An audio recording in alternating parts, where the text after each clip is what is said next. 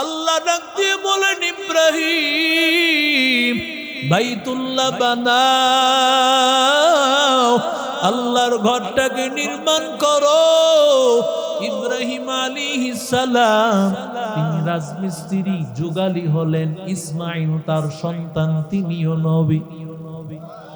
আরো জোরে বলেন, ওরে আল্লাহর বান্দা যুবক, বাইতুল্লাহ বানাইলেন ইব্রাহিম নবী রাজমিস্ত্রি, আর ইব্রাহিম নবীর যুগালী সহযোগিতাকারী হলেন তার সন্তান ইসমাইল নবী। আল্লাহু আকবার বল। আল্লাহর বান্দা যুবক, এবার এই বাইতুল্লাহ বানানোর পর আল্লাহ তাআলা ডাক দিয়া বলেন, আনতাহিরা বাইতিয়া লিত-তাইফিন ওয়াল আকিফিনা ওয়ার রুকআইস সুজুদ।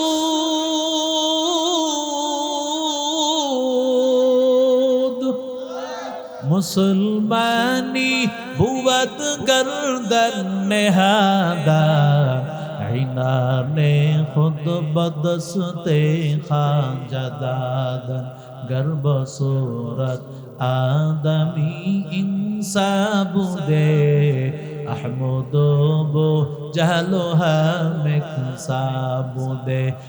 আদমিলা আদমিয়ত লাজেমাস, ওদেরাগর বুনবাশত হ্যায় জামান। এরে নবীর আশিক উম্মতির দল, আল্লাহর পয়গম্বর দুইজনই বাইতুল্লাহ বানাইলো। বাইতুল্লাহ বানানোর পর যখন কিছু কংক্রিট, কিছু ইটা, এগুলো যখন বেঁচে গেল, কিছু পাথর বেঁচে গেল, আল্লাহ ডাক দিয়া বলেন, ও ইব্রাহিম, এই জাবালে আবু কুবাইস পাহাড়, যেই পাহাড়ে বর্তমান বাদশার ঘর, ওই পাহাড়ের উপর দাঁড়াও। বলে, দাঁড়াইয়া কি করব? এবার ইব্রাহিম নবীরে ডাক দিয়া কয়, এই যে আপনার হাতে থাকা অবশিষ্ট কিছু পাথর আছে, এই পাথরগুলো সরায় দেন। কি হবে? বলে, এই পাথরগুলো আমি আল্লাহ যে জায়গায় দিব, সব জায়গায় সারা পৃথিবীতে আমি সরাইয়া দিব। যেই জায়গায় দিব, সব জায়গায় একটা আল্লাহর ঘর, মসজিদ হয়ে যাবে। আর জোরে বলে, ইব্রাহিম নবী বলে, ও মালিক, ও আল্লাহ, যদি আমি এই পাথরগুলো ফালাই, শুধুমাত্র পাহাড়ের সামান্য কিছু জায়গায় যাবে, এত দূরে তো যাবে না। ও হরিণা কান্দার ভাইরা, মনে করিও না এই ঘরটা তোমার বানানো, এটা তোমার বানানো না, ইব্রাহিম নবীর জামানায় বানায় দিছেন কে? আরো জোরে বলে, ওরে যুবক, আল্লাহর গোলাপ, সবকিছু নিয়ে দ্বন্দ্ব আছে, আল্লাহর ঘর নিয়ে আসেনি। আল্লাহর ঘর নিয়ে যারা দ্বন্দ্ব করবে, ওরা ধ্বংস, ওরা ধ্বংস, ওরা ধ্বংস। দেখো নাই বান্দা, আল্লাহর ঘরকে নিয়ে তামাশা করতে গেছে বাদশাহ আবরাহা। আল্লাহ তাআলা ছোট্ট ছোট্ট পাখি আবাবিল দিয়া এমনভাবে সাইজ করছে, আল্লাহ সূরা ফিলে তা প্রমাণ রেখে দিয়েছে। এরে আল্লাহর বান্দা, আল্লাহ ডাক দিয়ে বলে, ও ইব্রাহিম, তুমি এই পাথরগুলো ফালাও। আমি আল্লাহ এই পাথরগুলো ফালানোর পর আমি আল্লাহ সব পৃথিবীর জমিনে জায়গায় জায়গায় আমি আল্লাহ সরায় দিব। যেই জায়গায় বান্দা এই পাথরের একটা অংশ, এই পাথরের একটা অংশ পড়বে, ওই জায়গাটায় আমি আল্লাহ একটা ঘর তৈরি করে দিব। মকনো সুস্তি নামাজে পাঞ্জে গানা পাওয়াইলুন মুসাল্লিন আল্লাযীনা মুমিনারা ইনামাজ ইমদাদ দা ইস্তাঈনু আয়াতে কুরআন বখা আয়াতে কদ আফলাহা রায়াদিকুন গাওর কুন্দর মানি আজদিন সাদিকুন আজান শুনে আসো যারা ঘুমিয়া তাদের জন্যে কাঁদেন নবী মদিনায় তাদের জন্যে কাঁদেন নবী মদিনায় সে নবীর জন্যে কি মায়া লাগে না সে নবীর জন্যে কি মায়া লাগে না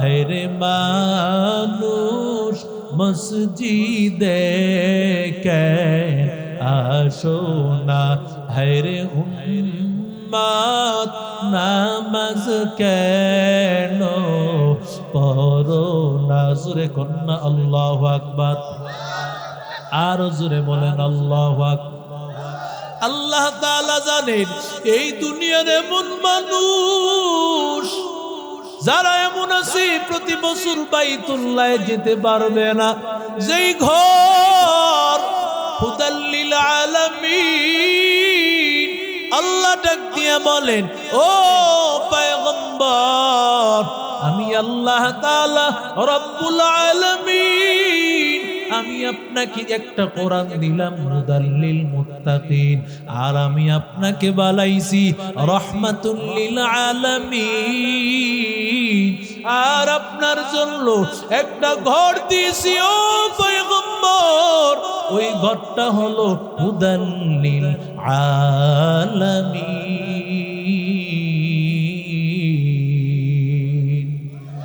ইমামুল আউয়ালিন আল আখিরিন বাহরে সাদকা রাহমাতাল লিল আলামিন সাইয়্যিদুল কাউনাইন খাতমুল মুরসালিন আখিরা মদবুদ ফখরুল আউয়ালিন শুধু ওয়াজুদাস রাহমাতাল লিল আলামিন মসজিদে ও শুধু হামারু ইয়ে জমিন মনবাউল फत बने और मादने शफकत बने सारे आलम के लिए पैगंबरी रहमत बने वमा अरसलनाका इल्ला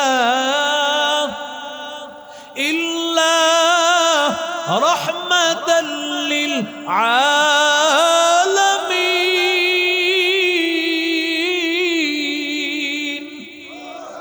আল্লাহর বান্দা যুবক রাহমাতুল লিল আলামিন আল্লাহ নবীরে যেমন বাইতুল্লাহ দান করেছে ওই বাইতুল্লাহ আল্লাহর ঘর ওই বাইতুল্লাহে তাকাইয়া তাকলি সওয়াব কিন্তু বান্দা সারা দুনিয়া থেকে সবাই তো বাইতুল্লাহে যেতে পারবে না অনেকে আছে জিন্দেগিতে একবারও যেতে পারবে না যাদের সামর্থ্য আছে তারাও তো সব সময় আর যেতে পারবে না আল্লাহ ডাক দিয়া বলেন ও আল্লাহর গোলাম আমি একটা ঘর তোমার জন্য বাইতুল্লাহর শাখা আমি আল্লাহ সারা পৃথিবীতে ছড়ায় দিয়েছি ও হরিণা কান্দার ভাই তুমি মনে করতেছো এই মসজিদ আর কি জিনিস ও বান্দা জানো না তুমি যখন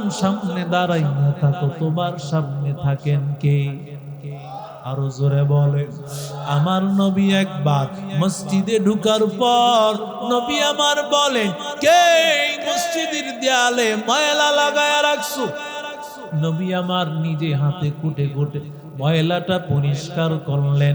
এবার আমার মায়ার নবী বলেন, ও উম্মতের দল, ও সাহাবীদের দল, তোমরা কি জানো যখন তোমরা নামাজে দাঁড়াইয়া থাকো তোমাদের নামাজের সামনে আমার মালিক আল্লাহ আছে। আনতা আবুদাল্লাহ কাআন্নাকা তারা, তুমি এমন ভাবে ইবাদত করো যেন তুমি আল্লাহকে দেখতে পাও। আল্লাহু আকবার। আর জোরে বলেন, এমন ভাবে গোলামি করো যেন তুমি আল্লাহকে দেখতে পাও।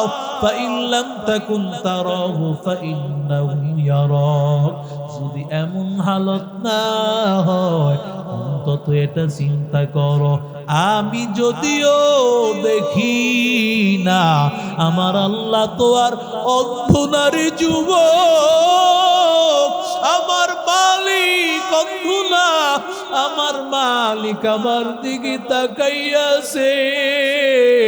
আল্লাহ মানে তাকাইয়া তাকাইয়া দেখতেছেন।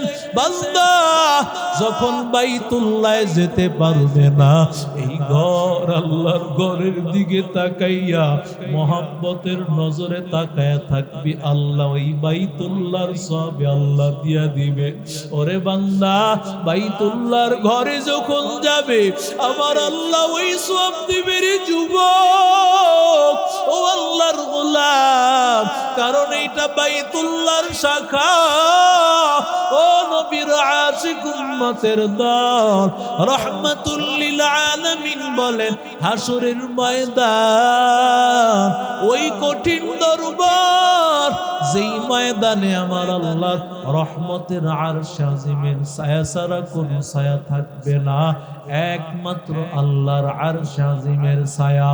এমন কঠিন ময়দান, সূর্য মাথার উপরে অর্ধ হাত উপরে উঠবে রে যুবক, সূর্যের তাপে মাথার মগজগুলো টকবক টকবক করে ফুটতে থাকবে, শরীরের সব চামড়াগুলো খসে খসে পড়ে যাবে। ওই ময়দানে আমার নবী বলেন, 7 শ্রেণীর লোককে আল্লাহ ছায়া দান করবেন। ইজরাজুলুন কলবুহু মুআল্লাকুন মিন মাসাজিদিল্লাহ, যেই বান্দাটা সব সময় নামাজের দিকে যার মনোযোগ থাকে, ফজর বান্দা পড়েছে, ওই বান্দার আগ্রহ কখন যোহরের আযান, কখন মুয়াজ্জিনের কণ্ঠের যোহরের আযান কখন বেজে উঠবে, ওই চিন্তা আল্লাহর বান্দার। আল্লাহর বান্দা যোহরের নামাজ পড়ার পরে যখন ঘরে আসে একটু কাইলুলা করে খাবার খায়, আল্লাহর বান্দা এরপরও চিন্তা হলো কখন আবার আসরের আজান হয়ে যায়, বান্দা আবার দৌড়াইয়া মসজিদে চলে আসে। এরে আল্লাহর বান্দারা, আসরের নামাজের পর বান্দা আবার মাগরিবের জন্য টেনশন, মাগরিব পড়লে আবার আসার জন্য টেনশন, এইভাবে সব সময় একটা টেনশন আর পেরেশানি কাজ করে।